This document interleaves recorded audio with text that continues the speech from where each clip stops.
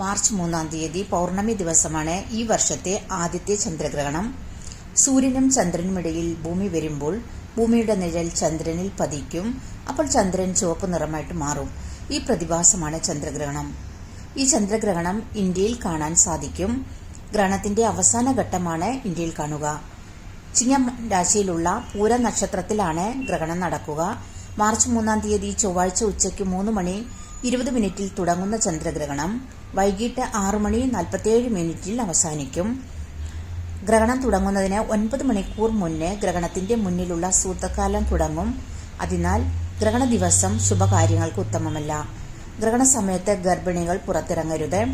ഗ്രഹണ ദിവസം വീട്ടിൽ പാചകം ചെയ്ത ഭക്ഷണത്തിൽ, അതുപോലെ കുടിക്കുന്ന വെള്ളത്തിലൊക്കെ തുളസിയില ഇട്ട് വെക്കുന്നത്, അതുപോലെ ഗ്രഹണത്തിന് മുന്നേ നെറ്റിയിൽ ഭസ്മം തൊട്ടിരിക്കുന്നതൊക്കെ നെഗറ്റീവ് എനർജി ഇല്ലാതാക്കും.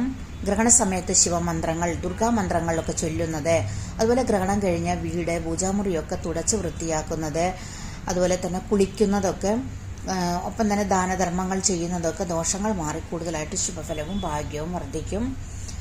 ഇത്രയുമാണ് ഈ വീഡിയോ ഉൾപ്പെടുത്തിയിരിക്കുന്നത്. വീഡിയോ ഇഷ്ടമായാൽ നിങ്ങൾ സബ്സ്ക്രൈബ് ചെയ്യാനും ലൈക്ക് ചെയ്യാനും കമന്റ് ചെയ്യാനും മറക്കരുത്. Thank you.